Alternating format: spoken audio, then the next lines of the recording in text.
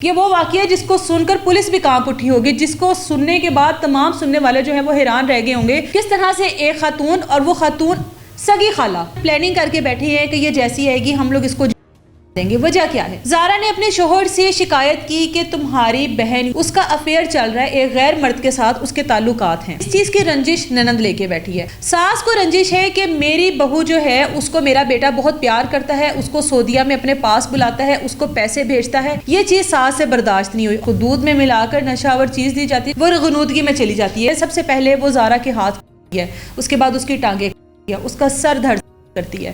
یہ ایک عورت ایک دوسری عورت کے ساتھ کر رہی ہے جو کہ 8 ماہ کی حاملہ ہے۔ سیالکوٹ کا علاقہ ہے ڈسکا، اور اس کے قریب ایک گاؤں ہے جہاں پر اتنا ہولناک واقعہ پیش آیا ہے کہ سننے والے کے دل دہل جائیں۔ اتنا خوفناک واقعہ، سمجھ میں نہیں آتا کہ ایک انسان اتنا ظالم کیسے ہو سکتا ہے، ایک عورت اتنی ظالم کیسے ہو سکتی ہے کہ دوسری عورت جو کہ حاملہ ہے اس کو اتنی بے دردی کے ساتھ مار دے۔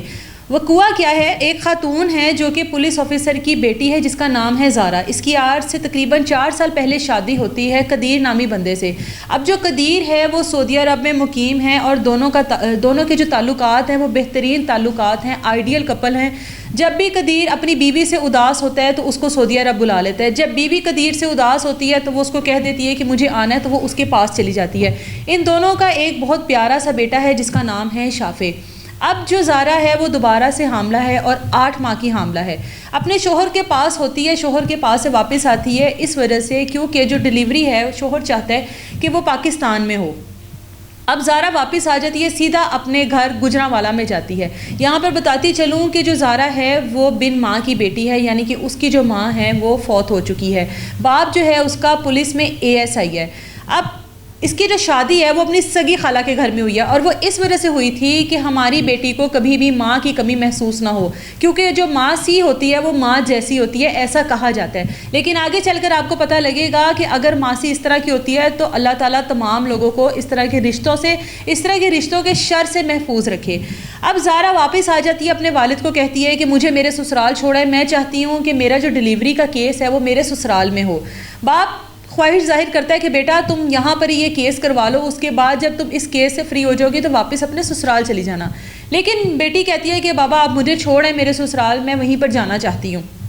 باپ اپنی بیٹی کو سسرال ڈسکا کے قریب جو گاؤں ہے وہاں پر چھوڑ آتا ہے اور واپس آ جاتا ہے۔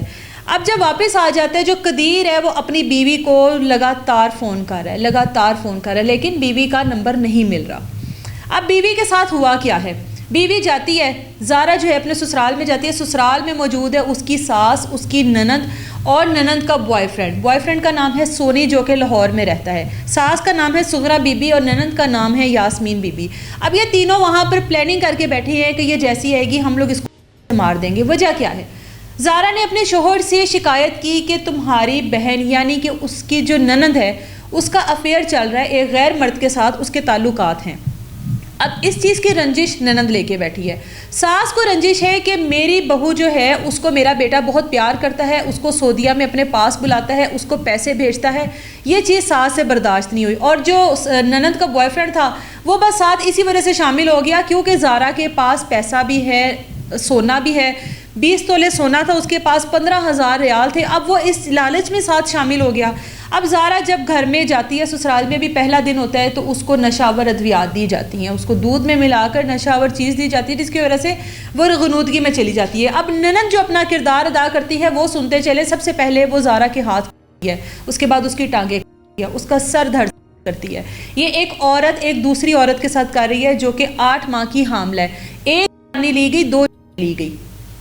اب جو سونی ہے جو اس میں بوائے فرینڈ کا کردار ادا کر رہا ہے وہ ان ٹکڑوں کو سمیٹتا ہے، سر الگ کر دیا گیا، ان ٹکڑوں کو شاپروں میں ڈالا گیا۔ اب ان کو کہیں ٹھکانے لگانا تھا، پاس ایک گندا نالا موجود ہے، ان شاپروں میں ڈال کر اب جو ننند ہے یہاں پر اپنے بیٹے عبداللہ کو شامل کرتی ہے اور اس کے ساتھ موٹر سائیکل پہ جاتی ہے اور قریبی گندے نالے میں ان ٹکڑوں کو باری باری سے بہا آتی ہے۔ بچتا ہے پیچھے سر کو نہیں پھینک کر آتے، سر کو ایک قریبی گاؤں میں لے جاتے ہیں اور وہاں پر لے جا کر اس کو آگ لگا دیتے ہیں۔ یہ انسانیت تو ختم ہو ہی چکی ہے، اس کے بعد تذلیل کتنی ہے اس چیز کی، آپ لوگ وہ دیکھیں، حوصلے کتنے بلند ہیں، خوف نہیں رہا۔ ایک عورت کے ساتھ یہ سب کچھ کر رہی ہے، اتنی دیدہ دلیری، اتنی سے رنجش کے لیے، اتنے سے لالچ کے لیے۔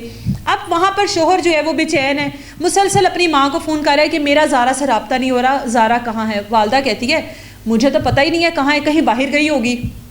ایک دن گزر جاتا ہے، شوہر کی پریشانی میں اضافہ ہوتا ہے، اپنے سسر کو فون کرتا ہے اور کہتا ہے کہ میرا زارا سے رابطہ نہیں ہو رہا، آپ پتہ کروائیں۔ اب سسر جو ہے وہ ASI ہے، پولیس میں ہے، اس کا ایکسپیرینس بھی ہے، جاتا ہے اور وہاں پر جا کر پتہ کرتا ہے کہ میری بیٹی کہاں ہے، تو ساس کہتی ہے ہمیں نہیں پتہ، اپنے کسی یار کے ساتھ نکل گئی ہوگی۔ وہ کہتا ہے کہ آپ میری بیٹی کے بارے میں اس طرح کے الفاظ استعمال مت کریں، میری بیٹی جہاں بھی گئی ہے آپ مجھے بتا دیں جس کے ساتھ بھی گئی ہے، میں اپنی بیٹی کو خود لے آؤں گا۔ ساس کہتی ہے بھائی ہمیں نہیں پتہ تمہاری بیٹی کدھر گئی ہے۔ اب کیونکہ وہ پولیس افسر ہے، وہ قریبی CCTV فوٹیج جو ہے وہ نکلواتا ہے۔ اب یہ جس ایریے میں رہتے ہیں اس ایریے کے زیادہ تر لوگوں کے جو گھر ہیں وہاں سے کوئی نہ کوئی شخص جو ہے وہ بیرون ملک مقیم ہے، یعنی ٹھیک ٹھاک علاقے میں جو لوگ ہیں ان کا رہن سہن ٹھیک ٹھاک ہے، ٹھیک ٹھاک لوگوں کے گھر ہیں وہاں پر۔ اب CCTV فوٹیج نکلواتا ہے، لوگوں سے کہتا ہے کہ مجھے فوٹیج دے دے، میری بیٹی نہیں مل رہی، مجھے نہیں پتا میری بیٹی کہاں ہے۔ کسی بھی CCTV فوٹیج میں ایسا ظاہر نہیں ہوتا کہ زارا جو ہے وہ اپنے گھر سے باہر نکلی ہے۔ اب پولیس کو بلایا جاتا ہے اور درخواست دی جاتی ہے کہ میری بیٹی کو بازیاب کروایا جائے، میری بیٹی یہاں سے غائب ہوئی ہے۔ پولیس جو ہے ننند کو، ساس کو اور ننند کے بیٹے کو اپنی حراست میں لیتی ہے اور تفتیش شروع کرتی ہے۔ سب سے پہلے تو وہ آئیں بائی شائیں کرتے ہیں، ہمیں نہیں پتہ، ہمیں کیا پتہ کہاں چلی گئی، کسی یار کے ساتھ چلی گئی ہوگی۔ جب پولیس اپنا روایتی طریقہ کار اختیار کرتی ہے تو جو عبداللہ ہے جو کہ ننند کا بیٹا ہے اس کو الگ سے پوچھا جاتا ہے، تو وہ تمام تر چیزیں جو ہے وہ طوطے کی طرح بولتا ہے۔ وہ بتاتا ہے کہ جو مامی ہیں ان کے کس طرح سے ٹکڑے کیے گئے، کس طرح سے ان کو ٹھکانے لگایا گیا۔ اب جو سونی ہے اس کو بھی لاہور سے گرفتار کر لیا جاتا ہے۔ تمام جو تفصیلات ہے، جو ساس ہے، جو ننند ہے، وہ تمام تر چیزیں جو ہیں وہ پولیس کے آگے کھول کے رکھ دیتے ہیں اور بتاتی ہیں کہ اس نے میرے بوائے فرینڈ کے بارے میں میرے بھائی کو بتایا تھا۔ ساس کہتی ہے میرا بیٹا اسے بہت محبت کرتا تھا اور اس وجہ سے ہم لوگوں نے اس کو ٹھکانے لگا دیا، ہم لوگوں کو یہ کسی طریقے سے بھی برداشت نہیں تھی۔ یہ پورا وقوعہ تھا جو اب پولیس نے کہا کہ بازیاب کرواؤ، کہاں پر ہیں ٹکڑے، تو بتایا گیا کہ ٹکڑوں کا تو پتہ نہیں کہاں سے کہاں چلے گئے ہوں گے، جتنے ہم لوگوں نے چھوٹے چھوٹے ٹکڑے کیے تھے۔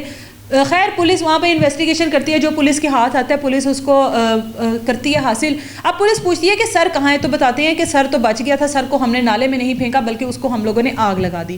یہ وہ واقعہ ہے جس کو سن کر پولیس بھی کانپ اٹھی ہوگی، جس کو سننے کے بعد تمام سننے والے جو ہیں وہ حیران رہ گئے ہوں گے کہ خواتین کس طرح سے ایک خاتون، اور وہ خاتون سگی خالہ، اپنی بھانجی کے ساتھ یہ سب کچھ کیا کر رہی ہے، اپنے بیٹے کی بیوی کے ساتھ کیا کر رہی ہے، اس کے بیٹے کی نسل چلانے والی تھی، 8 ماہ کی حاملہ تھی، ایک ساتھ کس طرح سے 2 جانوں کو لے سکتی ہے۔